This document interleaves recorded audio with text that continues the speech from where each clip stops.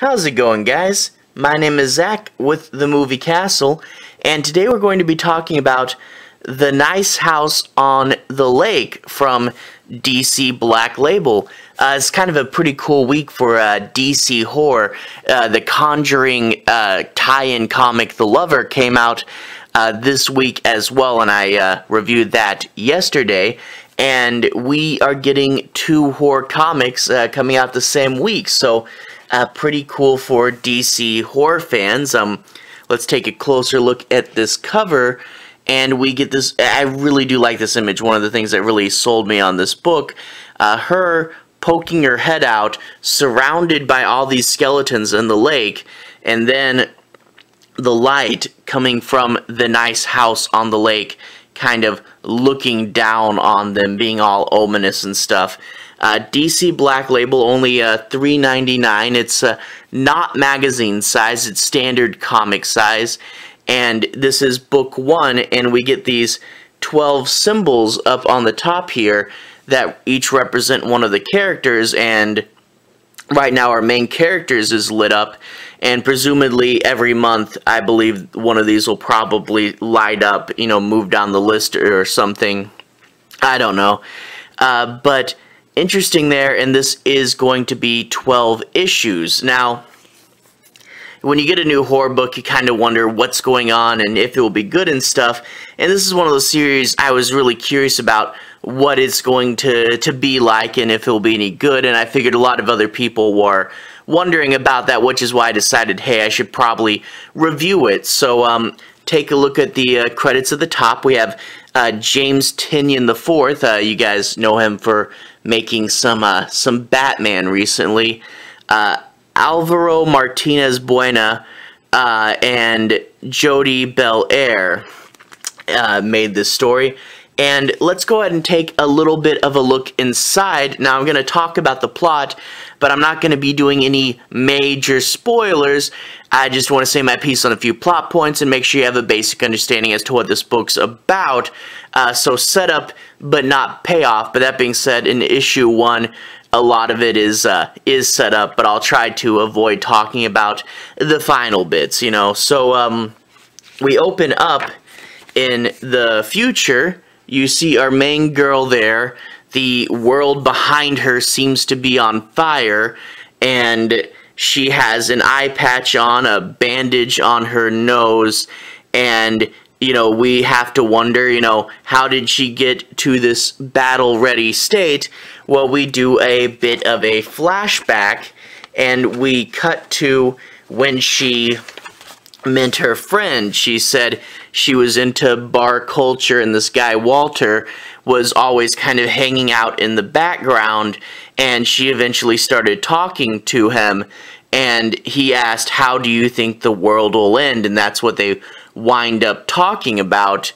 And she said that they would have this conversation, they would just pause it and resume it every time they meant, about how exactly they thought the world would end. And she says eventually they just kind of stop talking, and she doesn't hear much from him for like 2 years, when all of a sudden she gets a mysterious invitation. We can get away this summer, and that's a whole lot of text there, but basically he says his mom has a friend, and the friend is going to lend him his lake house. So a friend doing something very, very nice for him. And he's going to invite a bunch of people to spend a week at this lake house there. And you get a little bit of a photo teasing what that's going to look like. So he's inviting a group of old friends to the lake house, and again with these double-page spreads for credits that comics like so often lately. But a cool shot there of the lake house, you know, just kind of glowing over the lake, you know, ominously as it likes to do, looking down on the lake there. But we do get an interesting bit where she goes up to the lake house. Now, we know from the message that this takes place in February of 2020, 2021. Kind of odd that it takes place a couple months in the past, but I'm wondering if this comic was supposed to come out a little sooner. But, you know, she has to get her temperature checked before she goes in, and you see her wearing her mask there. So it is kind of interesting to see this reference real-world events and take place at a definite point in history. So addressing, you know, the current issues that have been going on. But she goes in, and you get to see just how nice this place is. It's really nice, you know. And you know, comics you can draw anything, but you know, it's still, even though we know it's just a drawing, a really impressive shot of the house there. Lots of cool things, you know, pools, movie theaters, and the view primarily. But they all hang out, they talk for a bit, and you get these little blurbs that come up about the characters, you know, who they are, when they met, and when they were chosen. And there's 12 people. He wanted 15, but not everybody showed up. And you eventually get where they hang out by the pool, and it's the first relaxing night. And the thing is, not everybody's getting cell coverage, and her phone is like one of the only ones that works. And she opens up Twitter and finds that there's been a global disaster, and there are fires that are breaking out all over the world, and people's skin is literally falling off. So a pretty horrific event that happened to them, why they were isolated here. And that's all I'll go into as far as specifics of the story, because I don't want to, you know, don't want to spoil the rest of it. So an interesting setup, you know, a group of people isolated in a cabin, well, more than a cabin, a nice house on the lake, while the world outside literally burns. I can't help but think how much this was probably inspired by, you know, current events, you know, all those people that were, you know, on isolated mountain retreats when, you know, certain things started happening this year. And it really is cool to see a comic, you know, with direct inspiration from real life and referencing real life events. And I think this is a pretty interesting setup. But that being said, it's a setup to a story that I believe will probably be interesting. But that it's not really the best first issue. There's definitely some problems that I have with issue 1, but I think those are primarily issue 1 problems. Firstly, this is a new horror book, and you do get a little bit at the end, and in the beginning you get the flash forwards to the future. But since this is so early in the beginning, there's not terribly many super horrific pages. You know, you get to meet a lot of the main characters, and that's really what issue 1 is about. And maybe if they didn't try to introduce all 12 of their characters, you know, you could have got a few more story elements, but in turn, issue 1 is like all set up and all meeting these characters. And I kind of have similar problems to this as the characters from The Rental. I don't know if you ever saw that movie. These are your young adult millennial crowds, and sadly, you know, they're getting a nice weekend at this lake house, yet they spend a lot of time complaining, and it's like, someone's doing something nice for you. You're in a perfect situation, a week-long retreat at this very nice place, but there's so much complaining by these characters. It's very strange. And one thing I do have to mention, there's this character, yeah, I believe he's the reporter, and he keeps asking, like, does anyone have cell coverage? I want to see this place on Zillow.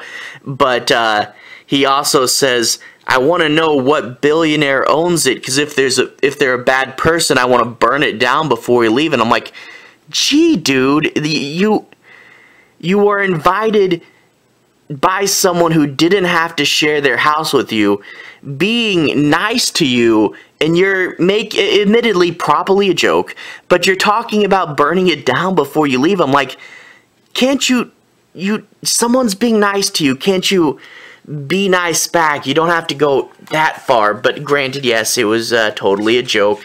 But there are a few other weird character elements, like that scene on Twitter where she finds out what's going on. There's this one person here who talks about how her brother was on Twitch when he died, and she shared a screenshot of it and goes, "Content warning, melting eyeballs." And it's like, okay, your brother dies and you're sharing a screenshot of it on Twitter? That seemed super odd to me. So yeah, the characters, not the best, and the fact that, like, there's pages and pages where the little labels pop up, and this goes on for, quite some time because you're doing 12 characters. It's a big information dump all at once, and these little things that pop up, it tells you who they are, their name, how old they are, their gender, and their role. But then it's like, first encountered this many years ago, what friend circle they're in, and when I decided to pick them for this vacation.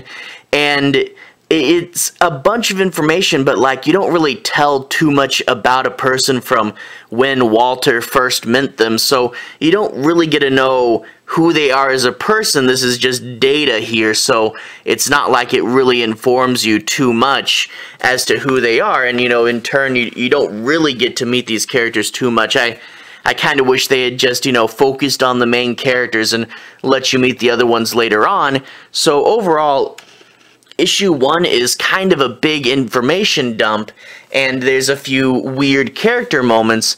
But that being said, the concept's so intriguing, and, like I said, seeing it tie into real life, and, seeing on, say, Twitter, people's reaction to things happening, that is interesting, and I really do think, at the end there, how they have this set up, I think this might turn into a good book. It's just really hard to judge from issue 1, so I'm definitely going to be picking up at least issue 2 and 3, seeing where this goes, and seeing if it's worth picking up the rest.